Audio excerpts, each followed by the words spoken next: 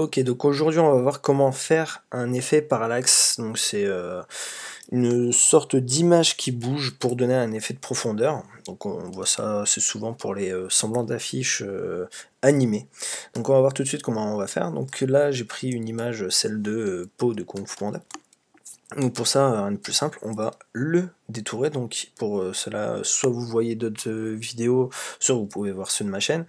On peut utiliser cet outil-là, qui est l'outil de sélection rapide, où vous pouvez faire comme vous voulez, vous pouvez faire avec la plume ou autre, peu m'importe.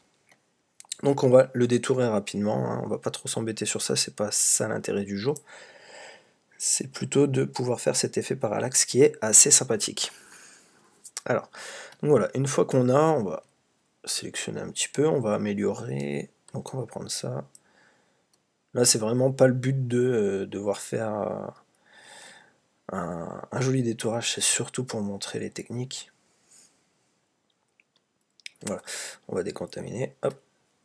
Et voilà, du coup nous avons notre personnage, mais maintenant il nous faut aussi l'arrière-plan. Donc pour faire l'arrière-plan, moi je vais procéder de manière assez rapide. Je vais sélectionner, donc en restant appuyé sur commande, on voit apparaître, ou bien contrôle pour ceux qui sont sur PC, on va voir apparaître quelque chose au niveau de la sélection du masque d'écrêtage, du masque de fusion plutôt. Donc on clique, donc là on se retrouve avec notre personnage, on va étendre un peu la sélection. Donc pour ceci, on va faire sélection, modifier, donc en français, moi j'ai la version anglaise, modifier et expand, donc pour étendre tout ça, donc on va faire un rayon de 20, le tout étant que ça ne sélectionne plus notre perso, mais que ça permette de l'englober. Donc voilà, on se retrouve avec notre personnage, et là on va faire Shift et effacer, donc delete, et on va utiliser le use, donc utiliser ce qui se passe autour du personnage. Donc Photoshop va analyser et va permettre de pouvoir combler le personnage qui sera dedans. Donc en mode normal, opacité 100%. Voilà. Et donc, forcément, on va voir encore le personnage, puisque j'ai le masque du dessus qui est activé. Donc si on le désactive, on voit que, voilà, ça a fait un petit peu le travail, il reste encore quelques imperfections, mais pour cela, on peut prendre le lasso, donc en appuyant sur la touche L, refaire Shift Delete, et valider à chaque fois. Donc voilà. Hop. Voilà, j'ai fini mon détourage. Donc j'ai ma super image, je préférais avant. J'ai ma super image, donc avec mon personnage et tout ça, qui sont bien séparés, hein, si on regarde.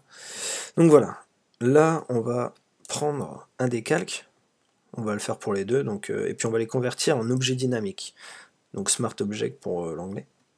Donc voilà, une fois qu'on a les deux en dynamique, on va, bon déjà ça, on va le supprimer. On va faire quelque chose de tout simple, on va aller dans Windows, donc les fenêtres à afficher, et on va prendre Timeline, ça va nous permettre de créer une vidéo. Donc, hop, voilà, moi je le veux en dessous, et on va créer une vidéo. Donc là, il nous a associé nos deux calques qui sont là, donc avec un certain temps, hein. Donc on va pouvoir regarder dans celui-là, donc celui-là on peut le renommer si on a envie, je vais marquer Po. Voilà, donc ça se renomme aussi de l'autre côté, et puis là ça sera le background. Voilà, une fois ces deux choses faites, même si c'était pas nécessaire, on va regarder au niveau des transformations possibles, on voit qu'il y a transformé, l'opacité, le style. Donc nous, on va juste voir avec transformer. Donc si on fait ceci là, sur le petit chronomètre, ça veut dire qu'on active une clé d'image. Donc cette clé va nous permettre de dire qu'à cet instant T là, il va être comme ça. Donc si j'avais mon personnage ici, à cet instant-là, et ben ça voudra dire qu'il sera comme ça, et puis c'est tout. Donc ça veut dire que s'il a une autre transformation par la suite, il va pouvoir bouger d'un point A à un point B. Donc pour vraiment montrer en détail comment ça fonctionne, on va faire ceci. Donc je vais prendre ma timeline, je vais le mettre là, mon indicateur de temps, je vais sélectionner, je vais faire OK.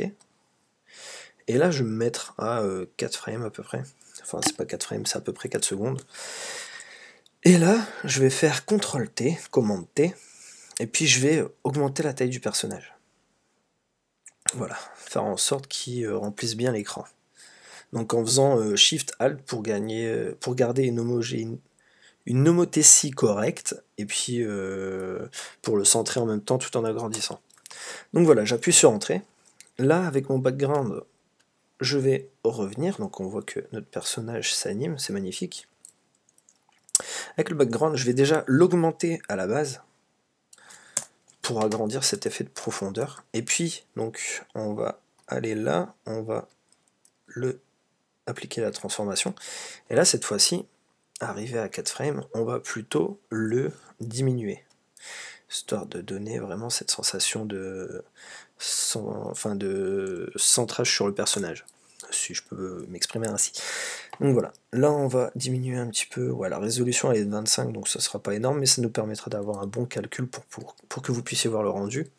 Donc voilà, si on appuie sur espace maintenant, et ben on pourra voir ce que ça donne au niveau de la vidéo. Donc voilà, ouh, génial, c'est magnifique. Ah, après vous pouvez prendre les clés, et puis les déplacer pour donner un effet plus rapide, si vous avez envie. Donc hop, hop là, je vais mettre là, et puis du coup, si on revient en arrière, on lit, et c'est génial. Donc sachant que c'est à 18 frames, 17, c'est pas le réel temps, ça sera légèrement plus rapide, c'est que après il faut l'exporter. Donc je vais expliquer comment exporter à la fin. On peut le faire aussi avec d'autres choses.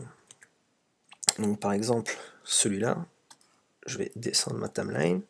Donc je vais dupliquer, histoire d'avoir un endroit pour les personnages, et puis un endroit pour le décor. Donc je sélectionne, je diminue un peu mon pinceau pour pouvoir avoir une meilleure sélection. Voilà, je sélectionne grossièrement.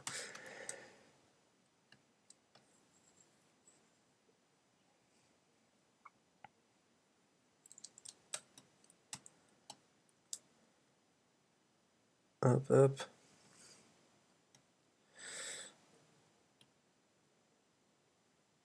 Je fais attention de ne pas oublier certains détails. Si vous voulez enlever, il suffit de rester appuyé sur Alt et puis de sélectionner ce que vous n'avez pas envie. Voilà. Donc là, ça, il manque ça, cet endroit-là. Impeccable. Et la petite oreille. Hop, voilà. Donc là, il manque cette partie du corps et la main. Et l'oreille de peau. On va enlever un tout petit peu là. Voilà, je pense que là on est à peu près bon. Ouais, bon, tant pis. Alors, donc on va faire Refine Edge. On va garder à peu près, on va dire c'est ok. Hein. Hop, comme j'ai dit, c'est pas pour montrer comment on détourne. Donc là, si je clique comme ça en restant appuyé sur Alt et puis en cliquant sur l'œil, on voit apparaître seulement le personnage. Donc maintenant, je vais prendre tout ça. Je vais prendre le calque en dessous qui est le background. Donc là, on va renommer Peau Co.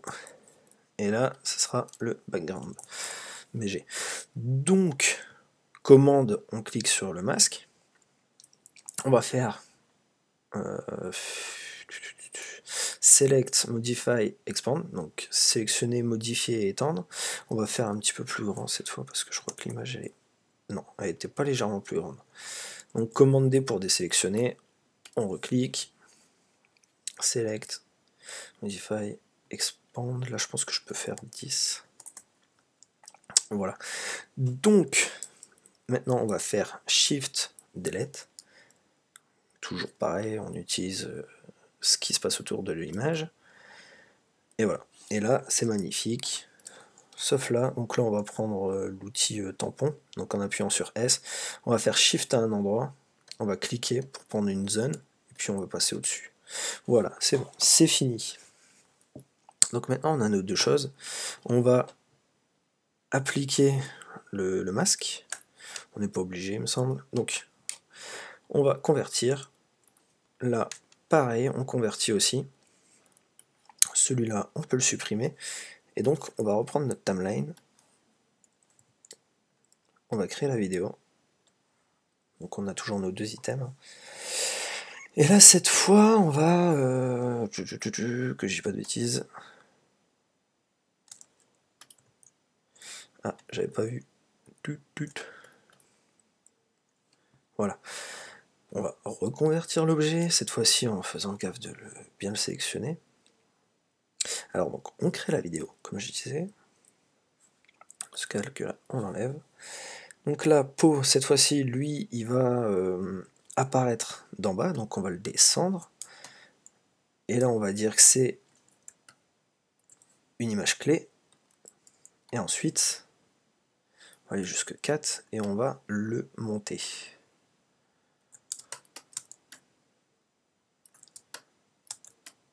Pas trop quand même. Et ensuite, on va prendre le background et là, cette fois, on va... comment on va faire?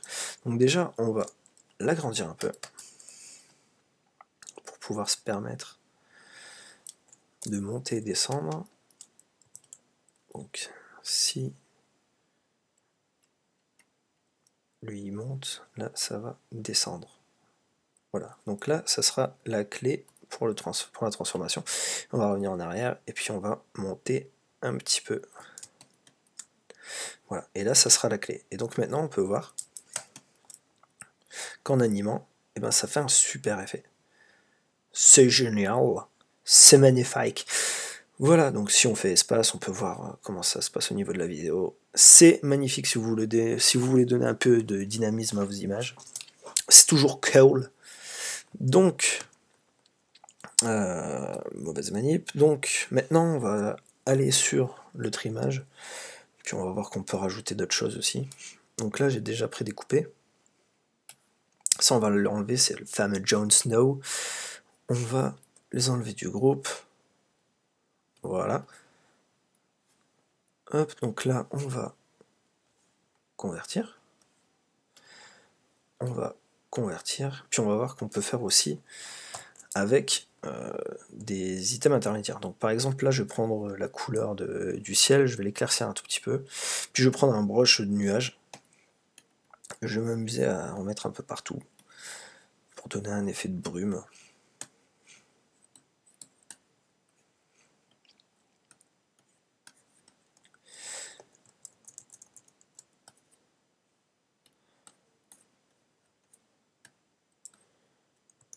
Alors, ça fait un peu trop. Voilà, donc je vais l'augmenter un petit peu. Donc commande T, CTRL T. On va aussi le passer en objet dynamique. On reva dans Fenêtre, Window, Timeline. On crée la vidéo, on a tous nos calques, c'est magnifique, je vais renommer pour pas trop se perdre dedans. Jon Snow. Voilà. Là, ça sera les nuages. Et là, le background. L'arrière-plan. Donc, cette fois-ci, moi je vais faire en sorte qu'il apparaisse de là. Donc on va faire transform, ok. Arrivé là, on va le faire avancer. Comme ça. Ensuite, les nuages, on va dire que voilà, là ça sera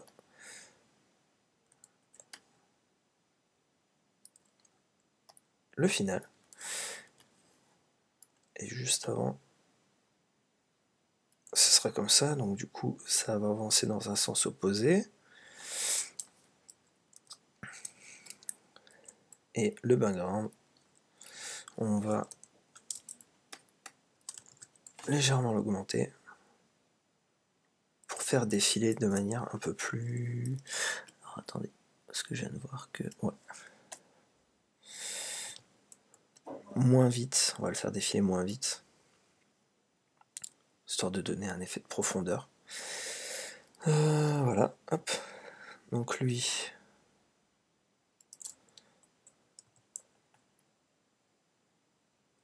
Voilà, là ça sera...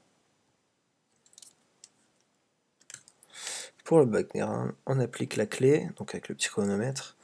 Puis là on va bouger légèrement. Et donc du coup, on a notre petit effet de profondeur. On peut rajouter si on veut d'autres choses, hein. On rajoute un calque si on veut, vraiment, si on est fou, qu'on a décidé de se prendre la tête. Hop, donc le calque va se créer à partir du moment où vous êtes au niveau de la timeline, donc vous pouvez modifier comme vous voulez. Et hop, donc voilà, là on voit que ça fait ça, et on va faire aussi un peu de fumée. Donc il faut que ce soit encore plus clair. Il faut que c'est en premier plan. Hop. Celui-là. Voilà, pour voir la fumée qui passe devant Jon Snow, on va faire un petit flou. Hop, filter, blur. Motion blur.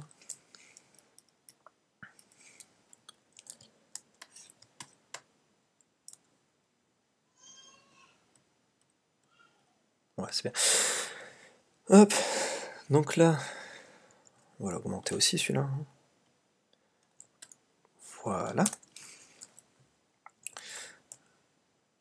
Donc lui, il va aller dans le sens opposé, mais dans le même sens que Jon Snow. Hop, voilà. Et puis là, on n'a plus qu'à le bouger. Et on a fini. Donc, si on regarde, on va zoomer un petit peu.